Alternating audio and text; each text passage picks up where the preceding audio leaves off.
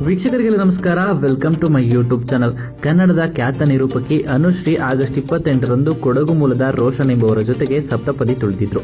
ನನ್ನ ಹಾಗೂ ರೋಷನ್ ಮದುವೆಯಲ್ಲಿ ಸ್ವಂತ ಅಣ್ಣನಾಗಿ ವರುಣ್ ಗೌಡ ಅವರು ಓಡಾಡಿದ್ದಾರೆ ಎಂದು ಅನುಶ್ರೀ ವೇದಿಕೆ ಮೇಲೆ ಕಣ್ಣೀರಿಟ್ಟಿದ್ದಾರೆ. ಹೌದು, ಮದುವೆ ಬಳಿಕ ಅನುಶ್ರೀ ಮತ್ತೆ ನಿರೂಪಣೆಗೆ ಮರಳಿದ್ದಾರೆ. ಜಿ ಕನ್ನಡ ವಾಹಿನಿಯಲ್ಲಿ ಪ್ರಸಾರವಾಗ್ತಿರುವಂತಹ ಮಹಾನಟಿಯಲ್ಲಿ ನಿರೂಪಕಿಯಾಗಿದ್ದಾರೆ. ಕಳೆದ ವಾರ ಜಿ ವಾಹಿನಿಯಲ್ಲಿ ಮಹಾನಟಿ ಹಾಗೂ ನಾವು ನಮ್ಮವರು ಶೋಗಳ ಮಹಾಸಂಗಮ ಇತ್ತು.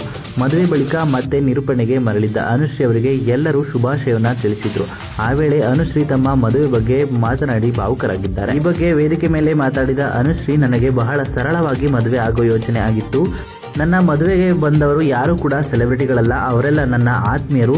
ನಾನು ಎಲ್ಲರನ್ನ ಕರೆಯೋಕೆ ಆಗಲಿಲ್ಲ. ನಮ್ಮ ಮನೆಯವರಿಗಿಂತ ಹೆಚ್ಚಾಗಿ ಓಡಾಡಿಕೊಂಡು ಮದುವೆ ಮಾಡಿಸಿದ್ದು ರಾಜ್ವಿ ಶೆಟ್ಟಿ ಎಂದು ಕೂಡ ಹೇಳಿದ್ದಾರೆ. ನನ್ನ ಜೀವನದ ಅತ್ಯಂತ ಸುಂದರವಾದ ಕ್ಷಣವನ್ನ ನನಗೆ ಉಡುಗೊರೆಯಾಗಿ ಕೊಟ್ಟಿದ್ದು ನನ್ನ ಒಳ್ಳೆಯ ಸ್ನೇಹಿತ ಅಣ್ಣ ವರುಣ್ ಗೌಡ.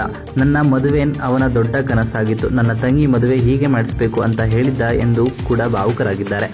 ನಾನು ಎಷ್ಟೇ ಹೇಳಿದರೂ ವರುಣ್ ನನ್ನ ಮಾತು ಕೇಳಲಿಲ್ಲ. ನನ್ನ ತಂಗಿ ಮದುವೆ ಹೀಗೆ ಮಾಡ್ತೀನಿ ಅಂತ ಹೇಳಿದ್ದ. ವರುಣ್ ಗೌಡ ಅಪ್ಪು ಸರ್ ಅವರ ದೊಡ್ಡ ಅಭಿಮಾನಿ. ಅಪ್ಪು ಸರ್ ಅವರೇ ಇವನನ್ನ ಕರೆಸಿ ನನ್ನ ಮದುವೆ ಮಾಡಿಸಿದ್ದು ಅಂತ ನಾನು ನಂಬಿದ್ದೇನೆ. ಪುನೀತ್ ಸರ್ ಎಲ್ಲಿಯೂ ಹೋಗಿಲ್ಲ. ನನ್ನ ಮದುವೆಗೆ ಬಂದ ಹಾಗೆ ಶಿವರಾಜ್ ಕುಮಾರ್ ಹಾಗೂ ಗೀತಕ್ಕ ಬಂದಿದ್ದು ಎಲ್ಲರಲ್ಲೂ ಅಪ್ಪು ಸರ್ ಇದ್ದಾರೆ ಅಂತ ಹೇಳಿದ್ದಾರೆ. ಇದಾದ ಬಳಿಕ ಮಾತನಾಡಿದಂತ ನಿರ್ಮಾಪಕ ವರುಣ್ ಗೌಡ, ಇವರುಗಳು ಹೇಳುವ ರೀತಿ ನಾನೇನು ಮಾಡಿಲ್ಲ. ನನಗೆ ಅಪ್ಪು ಸರ್ ಅವರು ನಿಮ್ಮ ಬಳಿ ಆದರೆ ಒಳ್ಳೆಯದು ಮಾಡಿ ಕೆಟ್ಟದು ಮಾಡಬೇಡಿ ಎಂದಿದ್ದರು. ನನ್ನ ಮದುವೆ ಪುನೀತ್ ಸರ್ ಮಿಸ್ ಮಾಡಿಕೊಂಡೆ. ನನ್ನ ತಂಗಿ ಅನು ಮದುವೆಯಲ್ಲೂ ಕೂಡ ಮಿಸ್ ಮಾಡಿಕೊಂಡಿದ್ದೀನಿ. ಒಳ್ಳೆಯದಾಗ್ಲಿ ಅನು ನಿನಗೆ ಎಂದು ಕಣ್ಣೀರು ಹಾಕಿದ್ದಾರೆ. ಇನ್ನು ವರುಣ್ ಗೌಡ ಅವರು ನಿರ್ಮಾಪಕ ಆಗಿದ್ದಾರೆ. ಅಲ್ಲದೆ ನಟಿ ನಿರೂಪಕಿಯಾಗಿ ಗುರುತಿಸಿಕೊಂಡಿದ್ದಂತ ಕಾವ್ಯಶ ಅವರ ಪತಿ ವರುಣ್ ಗೌಡ ಅವರು ಸಾಕಷ್ಟು ಕನ್ನಡದ ನಟ ಹಾಗೂ ನಟಿಯರ ಉತ್ತಮ ಸ್ನೇಹಿತರಾಗಿದ್ದಾರೆ. ಅಷ್ಟೇ ಅಲ್ಲದೆ ಜಿ ಕನ್ನಡದ ಅನೇಕ ಕಾರ್ಯಕ್ರಮಗಳಲ್ಲಿ ಭಾಗಿಯಾಗಿರ್ತಾರೆ.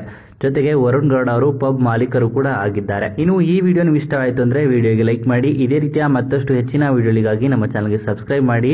ಹಾಗೆಯೇ ಅನುಶ್ರೀ ಹಾಗೂ ರೋಷನ್ ಜೋಡಿ ಬಗ್ಗೆ ನಿಮ್ಮ ಅನಿಸಿಕೆಯನ್ನ ಕಮೆಂಟ್ ಮೂಲಕ ಕಮೆಂಟ್ ಮಾಡಿ ತಿಳಿಸಿ.